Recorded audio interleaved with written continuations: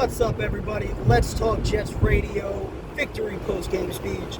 What a wild ride that game was, and I'll be completely honest. I did not expect the Jets to walk out of there with a victory coming into the game, to get off to the slow start.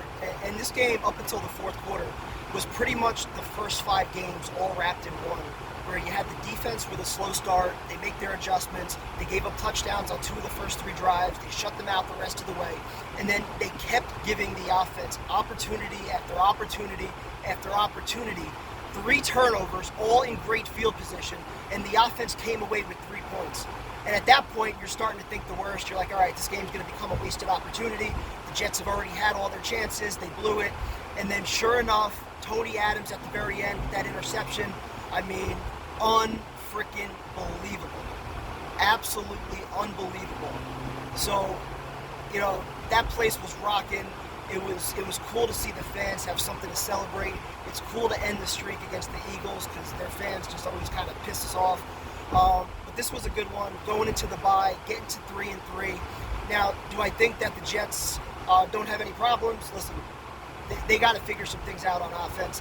The red zone offense has been a problem. There was the 1st and 18 where Uzama was wide open. This was the one where Zach kind of threw it up to Garrett Wilson, I believe, in the corner of the end zone by the pylon. Uzama was wide open. Nobody near him. And Zach just didn't see him. And then he takes the big sack at the end.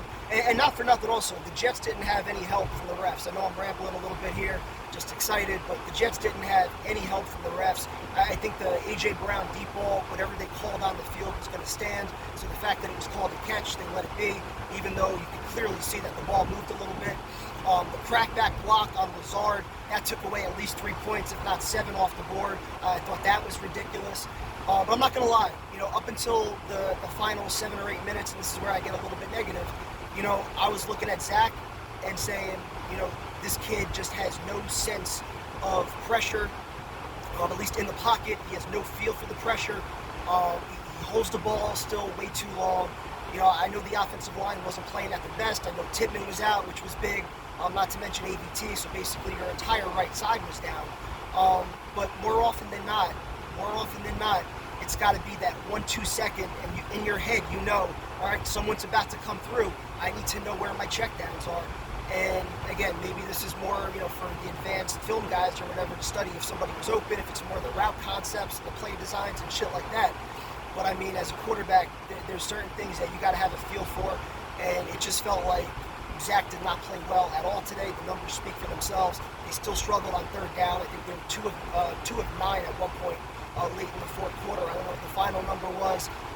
As far as the Jets defense, I mean, they were improved after those first 3 drives basically, and that's been the story all year. They come out slow. They gave up a 10-minute drive to start the game, which I thought took a lot of the life out of the place.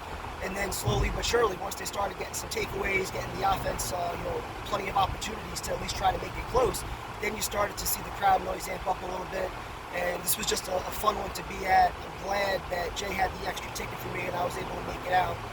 Being 3-3 at the bye, coming out, with the Giants as our first game after that. The Jets really do have an opportunity to make something happen this season. I'm not going to lie, I'm still worried about Zach. I still feel like they would, at minimum, they would be 4-2, if not potentially 5-1, if it was, if there was a different quarterback under center. But it is what it is. It is what it is. You have a defense that's playing strong, especially after they make their adjustments. And you have a run game that is starting, it seems like, to get going a little bit, despite some injuries on the O-line.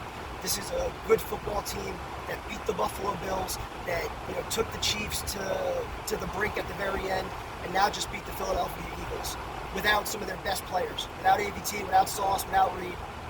This is a good roster with coaching that has their moments where they look very, very good, other moments where you're questioning some things, time management, all of that. But today it worked out. They got the job done. You got to be pleased, considering all the guys that are out, that this team was able to get to 3-3, especially after losing your quarterback. To be able to redesign the offense, or however Saleh worded it, to be able to do that on the fly so quickly and find a way to win. I don't think this was even about developing Zach. I think against the Chiefs, the approach was, let Zach sling it, because they knew they were going to need to put up 30 in order to likely win. I think these last couple of weeks, it's been more, we can trust our defense a little bit, especially after the first quarter. We need to manage the game to win, and if that means just running Brees Hall, that's what you got to do. And they found their way to 500. The season's alive, which is cool. You know, with all the excitement coming in, it would have been a shame if the Jets were sitting at 2-4 with very little hope of making the playoffs. So we got some hope, we got some excitement.